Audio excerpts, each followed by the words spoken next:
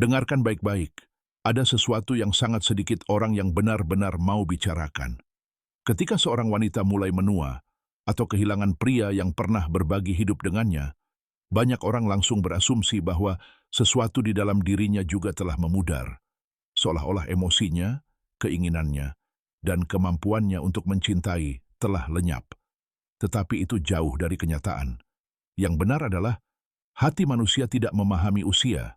Hati hanya memahami apa yang telah dialaminya, rasa sakit yang dipendamnya secara diam-diam di dalam, dan pengalaman hidup yang ditinggalkannya. Dan hari ini, kita akan berbicara tentang subjek yang hampir tidak pernah dibahas. Bukan karena tidak penting, tetapi karena banyak orang belum siap mendengarnya, karena hal itu menyentuh salah satu bagian terdalam dari keberadaan manusia. Kesepian emosional seorang wanita yang telah kehilangan seseorang, namun masih merasakan kehidupan hidup di dalam dirinya. Ketika seorang wanita pada tahap kehidupan ini mulai merasa tertarik pada seseorang, ia jarang mengungkapkannya secara terbuka. Tidak ada gerakan dramatis atau pengakuan yang jelas. Semuanya terjadi dengan tenang, halus, perlahan, namun dengan kedalaman yang luar biasa, karena ini bukanlah perasaan biasa. Perasaan itu berasal dari tempat tersembunyi di dalam hati, tempat yang seringkali tak dapat diungkapkan hanya dengan kata-kata. Namun sebelum memahami tanda-tandanya, ada sesuatu yang penting yang harus kita sadari terlebih dahulu. Wanita seperti ini tidak hanya membawa beban saat ini, ia juga membawa beban masa lalunya, kehilangan yang telah ia alami, kenangan yang ia lindungi, dan pertanyaan-pertanyaan yang belum pernah ia ungkapkan dengan lantang.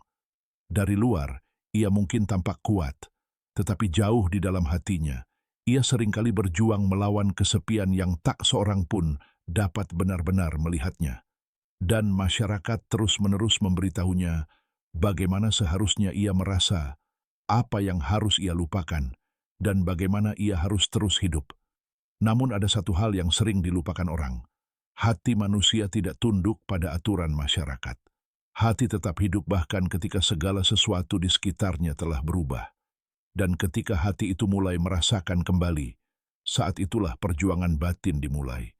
Karena bukan hanya ketertarikan yang muncul, ketakutan juga muncul, bersamaan dengan keraguan dan pertanyaan-pertanyaan tak berujung yang terus berulang di benaknya. Apa yang akan dipikirkan orang? Apakah salah jika aku merasakan ini lagi? Apakah aku masih pantas mendapatkan kesempatan untuk mencintai sekali lagi? Apakah aku mengkhianati masa laluku? Akankah dia benar-benar mengerti aku? Dan di tengah semua keraguan ini, tanpa disadarinya, tanda-tanda kecil dan tenang mulai muncul. Tanda-tanda yang halus, ya, tetapi sangat bermakna. Tanda pertama dapat dilihat di matanya. Wanita seperti ini tidak memandang sembarangan. Tatapannya penuh kehati-hatian.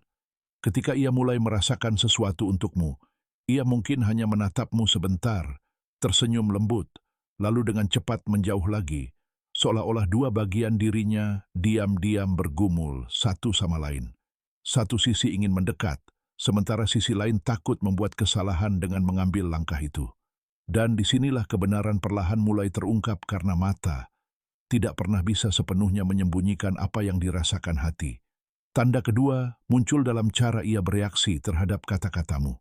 Tiba-tiba, bahkan hal-hal terkecil yang kau ucapkan mulai memiliki makna yang lebih dalam baginya. Sudah makan? Kau tampak lelah. Apakah kau baik-baik saja? Bagi orang lain, ini mungkin terdengar seperti kata-kata sehari-hari yang sederhana, tetapi baginya, kata-kata itu menciptakan ketegangan emosional yang tenang, yang menyentuh sesuatu yang dalam di dalam dirinya. Bahkan nada suaranya mulai berubah, menjadi lebih lembut, lebih hangat, lebih personal. Ia mulai mengingat detail-detail kecil tentangmu. Bukan karena ia memaksakan diri, tetapi karena perlahan-lahan kau mulai berarti baginya. Dan sebelum kalian berdua sepenuhnya menyadarinya, sebuah koneksi emosional mulai tumbuh secara diam-diam. Tanda ketiga mungkin yang paling dalam dari semuanya. Itu terjadi ketika ia mulai mengizinkanmu masuk ke dalam kesunyiannya. Seorang wanita yang telah mengalami kehilangan tidak mudah membiarkan seseorang memasuki ruang pribadi kesendiriannya. Ruang itu sakral baginya. Di sanalah ia menyimpan kesedihannya, malam-malam tanpa tidurnya, dan pikiran-pikiran yang belum pernah ia bagikan dengan orang lain. Tetapi ketika ia mulai mengatakan hal-hal seperti, rumah terasa sangat kosong, atau terkadang aku merasa sangat kesepian, atau aku kesulitan tidur di malam hari. Ini bukan lagi sekadar kata-kata biasa. Ini adalah pembukaan pintu secara perlahan. Ini adalah tanda bahwa kepercayaan mulai terbentuk, karena tidak semua orang diizinkan masuk ke dalam kesepian orang lain. Dan ketika itu mulai terjadi, bukan hanya percakapan yang mulai berkembang, sebuah ikatan emosional yang